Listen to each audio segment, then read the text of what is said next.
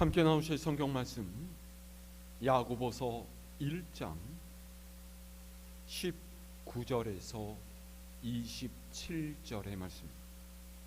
신약성서 372면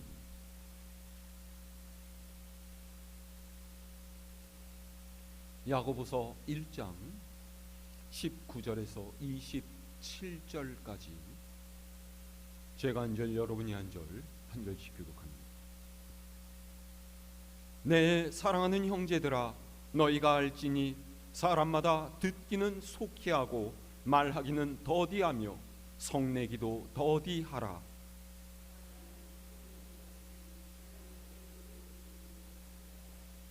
그러므로 모든 더러운 것과 넘치는 악을 내버리고 너희 영혼을 능히 구원할 바 마음에 심어진 말씀을 온유함으로 받으라.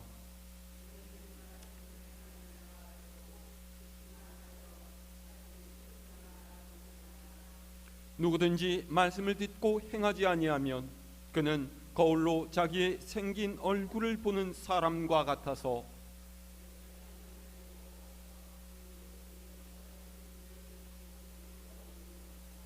자유롭게 하는 온전한 율법을 들여다보고 있는 자는 듣고 잊어버리는 자가 아니요 실천하는 자니 이 사람은 그 행하는 일에 복을 받으리라.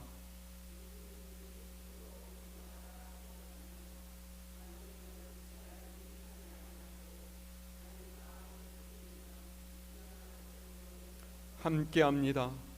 하나님 아버지 앞에서 정결하고 더러움이 없는 경건은 곧 고아와 과부를 그 환난 중에 돌보고 또 자기를 지켜 세 속에 물들지 아니하는 그것이니라.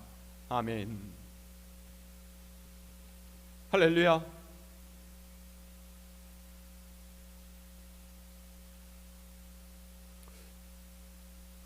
좀 오래된 일이지만요, 제가 예전에 서울의 한 교회에서 사역하고 있을 때 청년부 교육을 담당했었는데요, 청년부의 마직격인 한 여자 청년이 운전면허를 땄습니다. 그리고 곧바로 작은 중고차 하나를 사서 운전을 하고 다니기 시작을 했어요. 곧잘 하더라고요. 지켜보는 이들이 다 잘한다고 칭찬을 해주니까 운전 실력이 부쩍부쩍 늘어가는 것 같았습니다. 그런데 하루는 제가 교회 현관 앞에서 다른 청년들이랑 이야기를 하다가 이 청년이 차를 몰고서 교회 주차장에 들어오는 걸 보다가 기겁을 했습니다. 왜냐하면 아직 차가 주차하기 전이었는데 차에 사이드 미러가 다 접혀 있는 거예요. 이해가 되셔요? 요즘에는요, 자동차가 굉장히 좋아져서 시동만 걸면은 자동으로 이제 사이드 미러가 쫙 펴지지만요, 예전에는 버튼을 눌러서 사이드를 꼭 펴야만 했어요. 사이드 미러가 접힌 채 차를 몰고 들어오고 있다는 거는요, 차를 몰고 나선 때부터 교회에 오기까지 양 옆을 한 번도 보지 않고 운전을 했다라는 거죠. 운전하는 사람이 들었을 때는 기가 막힌 일이죠.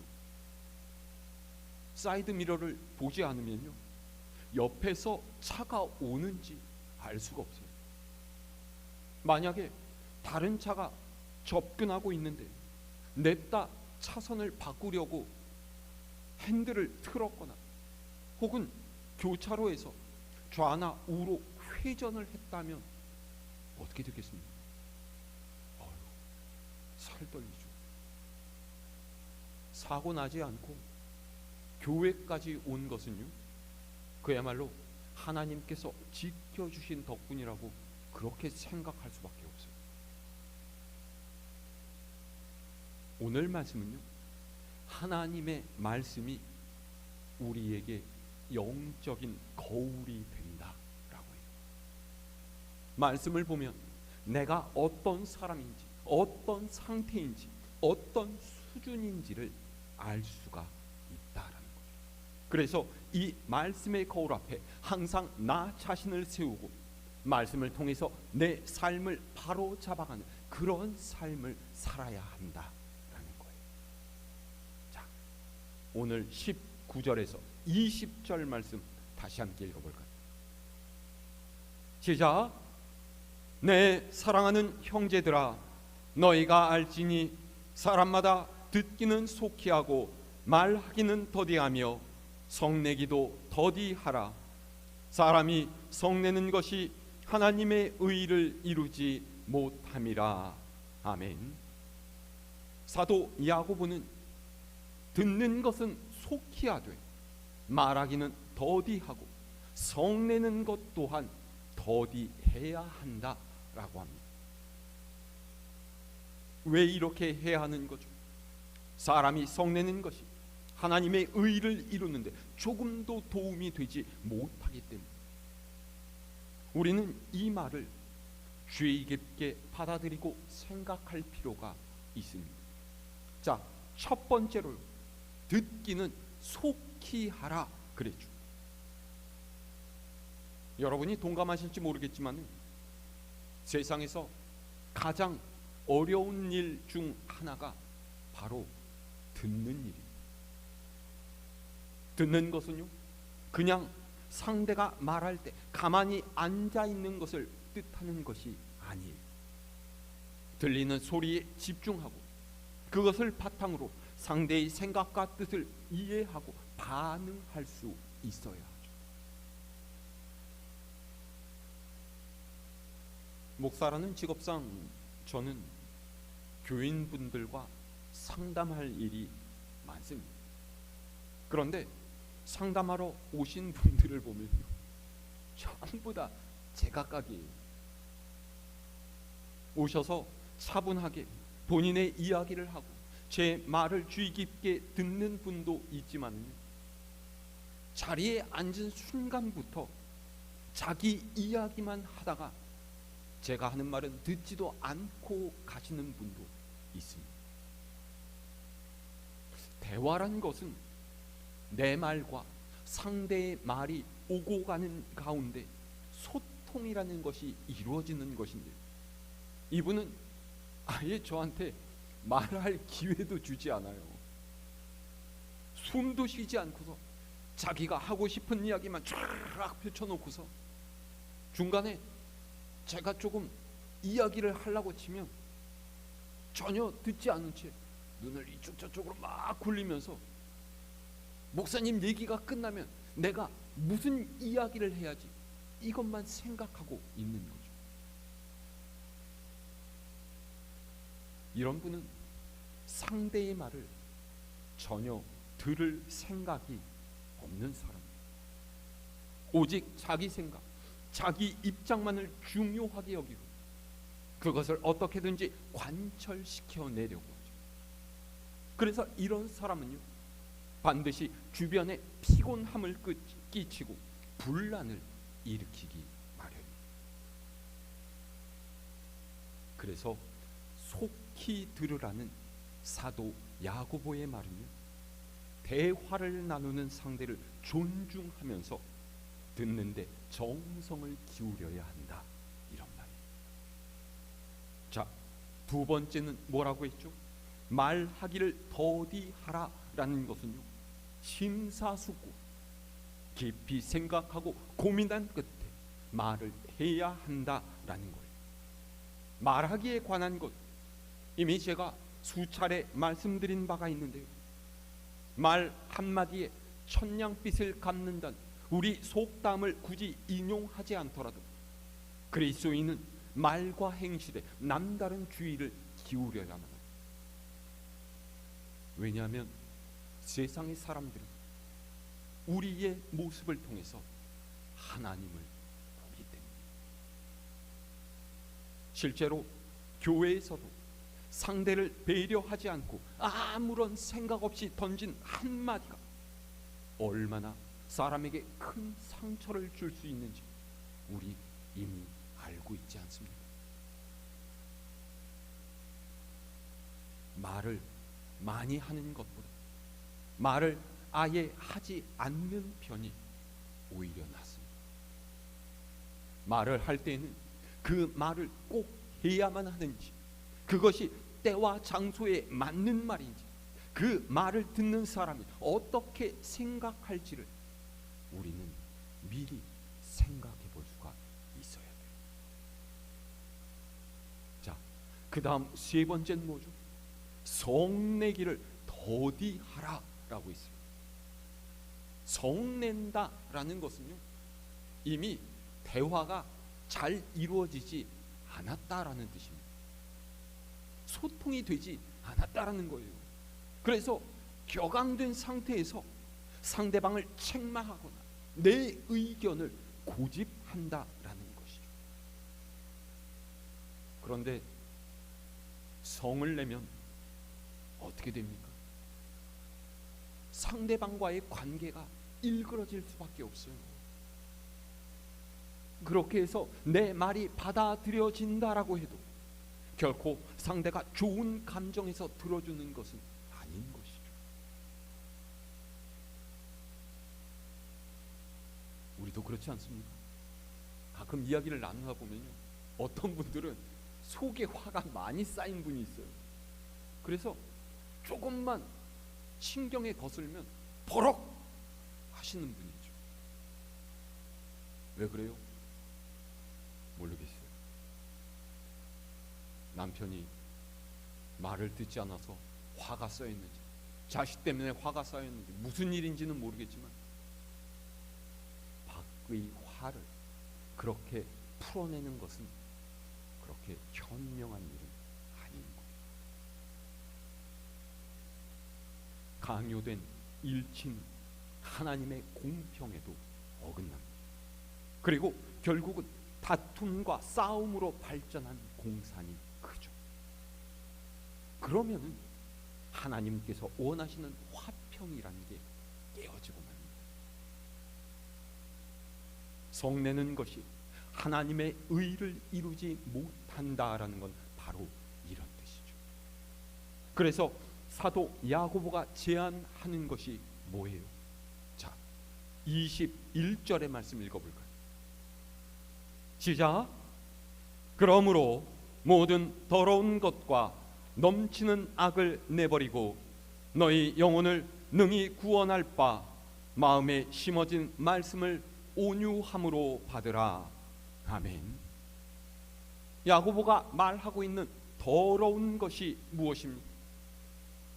다른 이의 입장은 생각하지 않고 자기만을 생각하는 이기심, 성을 내면서까지 자기의 요구대로 이익을 얻으려고 하는 탐욕, 목적한 바를 위해서라면 수단과 방법을 가리지 않는 불의함 등이 바로 모든 더러운 것들이고 하나님께서 미워하시는 것들이에요.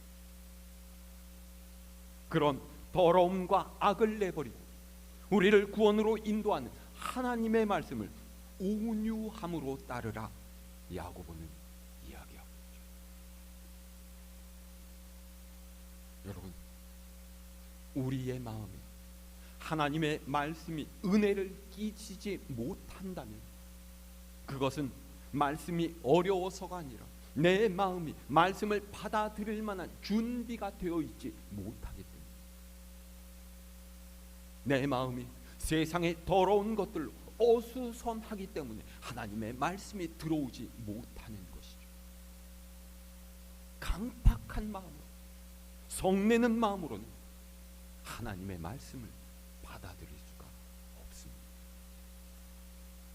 하나님의 뜻보다 내 생각과 내 성질이 앞서게 되면 절대로 하나님께 순종할 수가 없어요.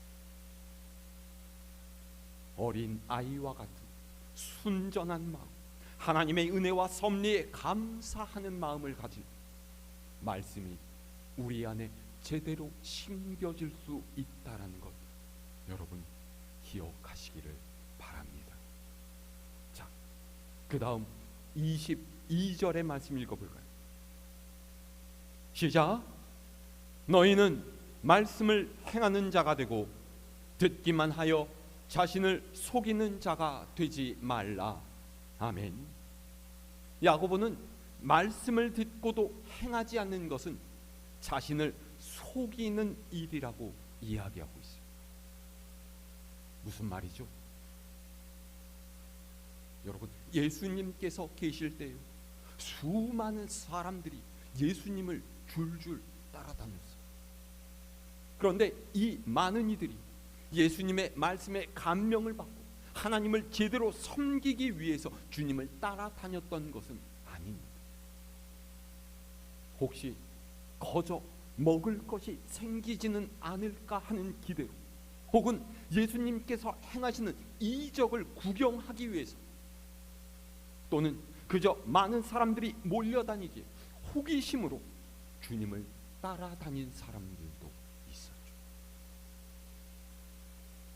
우리는 이 사람들을 무리라고 부릅니다. 이들은 주님을 따라다녔지만 주님의 말씀을 순종하며 믿음을 행한 사람들은 아니었어요. 하지만 그 중에서도 몇몇은 무리가 아닌 제자의 길을 걸었죠. 그들은 주님의 말씀을 듣고 그 말씀에 순종하며 주님께서 말씀하신 바를 지키려고 애썼습니다. 세상의 방식대로 살기를 거부하고 주님을 닮아가기를 원했던 사람들이죠. 이것이 바로 무리와 제자의 차이.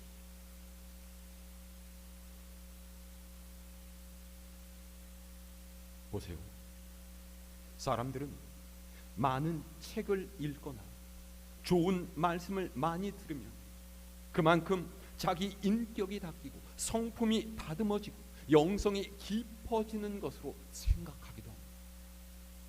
물론 어느 정도는 도움이 되겠죠. 하지만 대부분의 경우에 그것은 자기 만족일 뿐이지 실제로 그렇게 바뀌는 것은 아니에요. 인격이나 성품, 영성 같은 것은 보고 듣는 것만으로 변화되는 게 아닙니다. 다만 한 가지라도 그것을 내 삶에서 실천해 갈 때에 변하게 되는 거죠. 마치 헬스클럽에 가서요, 트레이너에게 어떤 운동기구의 사용 방법을 설명 듣는 것과 마찬가지입니다. 사용법을 100번, 200번 설명들어도 그것을 활용해서 실제로 운동해 보지 않으면 나에게 아무런 유익이 없는 것 아니겠습니까?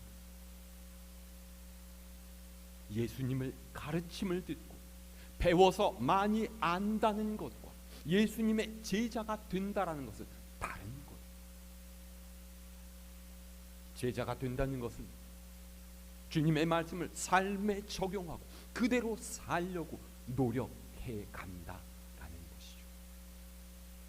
그래서 야고보가 그렇게 말하고 있는 거예요. 참된 믿음의 사람이라면 행함으로써 그 믿음이 입증된다라는 것 너희가 이미 알고 있지 않느냐. 그러니 말씀을 듣고 안다는 것만으로 내가 참된 그리스도인이 되었다 스스로 속이면 안 된다라는 거죠. 그것은 거짓이고 자기 합리화에 불과하다라는 거예요. 맞는 말씀 아니겠습니까?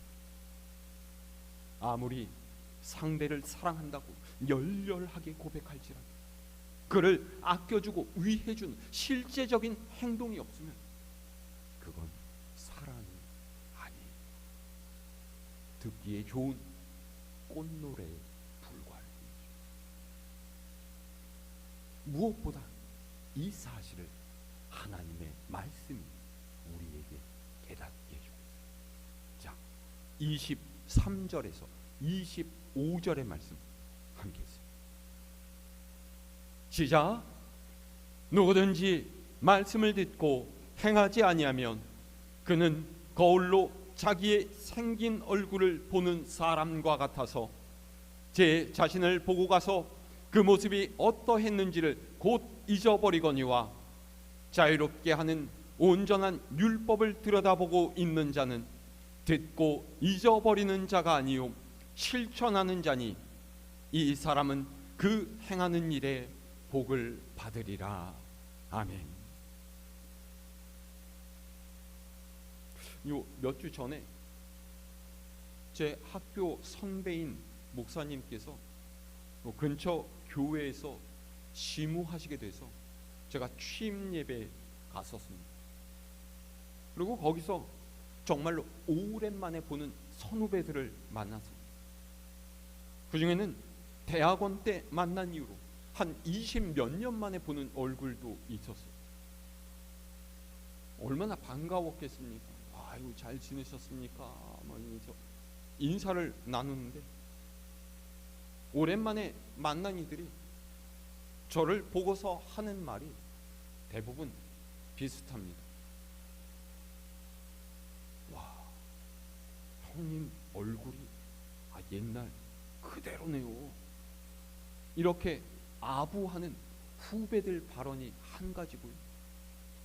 다른 하나는 야, 너도 이제 얼굴에 주름 생기고 늙어가는구나. 이런 선배들의 말이 다른 하나입니다. 후배들의 말은 별로 믿겨지지가 않아갖고 선배들 말이 맞겠다 싶어갖고 집에 와서 거울을 봤더니 그 말이 맞는 것 같아요. 얼굴이 점점 쪼글쪼글해지는 것 같더라고요. 그래서 그 후로 거울을 볼 때면 미간도 이렇게 땡겨보고 얼굴도 좀 이렇게 주물러 보고 어떻게든지 좀 팽팽하게 해보려고 노력을 했는데요. 근데 그것도 두세 번뿐이죠. 금방 잊어버리지. 이전과 별 다를 바 없이 살아가게 돼요. 거울에 비친 자신을 보고 가서 그것을 곧 잊어버린다라는 말은요, 바로 그런 뜻이에요. 내 모습을 보고서 고칠 점을 발견해서 늘 적용해야 되는데 거울 볼 때만 생각하고 다른 시간 동안은 잊어버리고 산다. 그 얼굴 절대로 바뀔 리가 없습니다. 마찬가지로 주님의 가르침을 듣고 실천하지 않으면 우리의 삶은 절대로 달라지지 않고 믿음의 사람이라고 하는 것도 전혀 드러나지 않게 되는 거예요. 마태복음 7장에서 예수님께서는 거짓 선지자를 가려내는 방법은 그 열매를 보면 된다라고 하셨어요. 가시나무에 포도가 열릴 리 없고 엉겅퀴에서 무화과를 딸 수는 없다라고 하셨죠. 좋은 나무에 좋은 열매가 열리고 나쁜 나무에 나쁜 열매가 열린다라는 거예요. 좋은 열매를 거두려면 좋은 나무가 되어야 하는 것이죠. 여러분, 좋은 나무로 살고 계십니까? 좋은 나무가 되기 위해서는 말씀에 스스로를 비춰보고 말씀대로 살기를 힘써야 돼요. 그러고 계십니다. 말씀을 따라 실천함으로써 행하는 일에 복을 받는 여러분 되시기를 바랍니다. 자, 마지막 26절에서 27절의 말씀입니다. 시작. 누구든지 스스로 경건하다 생각하며 자기 혀를 제갈 물리지 아니하고 자기 마음을 속이면 이 사람의 경건은 헛것이라. 하나님 아버지 앞에서 정결하고 더러움이 없는 경건은 곧 고아와 과부를 그 환난 중에 돌보고 또 자기를 지켜 새 속에 물들지 아니하는 그것이니라. 아멘. 야고보가 당부하는 결론이 무엇입니까? 자신을 경건하다라고 여기지만 그 혀를 함부로 놀리는 자, 불의와 죄를 범하면서도 그것을 합리화하면서 마음을 속이는 자는 그 경건이 헛것이다 라는 거예요.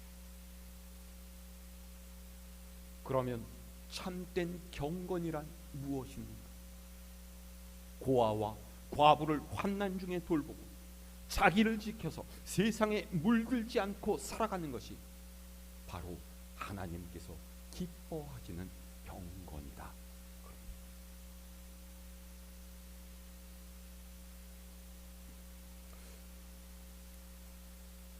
좀 오래됐는데 한국에도 번역이 되어서 출간된 후에 큰 반향을 불러일으켰던 로버트 풀검이라는 사람이 쓴 내가 정말 알아야 할 모든 것은 유치원에서 배웠다라는 책이 있습니다. 읽어보셨을까요? 이 책에서 이야기하는 건 굉장히 간단해요. 몸을 깨끗이 하자, 일찍 자고 일찍 일어나자, 규칙적으로 운동을 하자, 질서를 지키자, 친구들하고 싸우지 말고 잘 지내자, 인사를 잘 하자, 뭐 이런 등등 우리가 세상을 살면서 지켜야 할 가장 근본적인 것들은요, 이미 코 흘리게 어릴 때 유치원에서 다 배운 것들이라는데, 몰라서 못하는 것이 아니라 알면서도 행하지 않는 것이 문제라는 거예요. 우리의 신앙생활도 마찬가지. 성경의 내용을 몰라서 행하지 못하는 것 아니지 않습니까? 설령 우리가 모른다고 해도 하나님께서는 우리가 성경의 모든 것을 다 알기 원하시는 것도 아니고요, 다 알지 못한다고 우리를 책망하지도 않으세요. 다만 하나님께서 바라시는 것은 많이 아는 것보다 아는 만큼 행하는 것이죠. 가장 기본적인 것을 실천하는 거예요. 그것이 바로 믿음.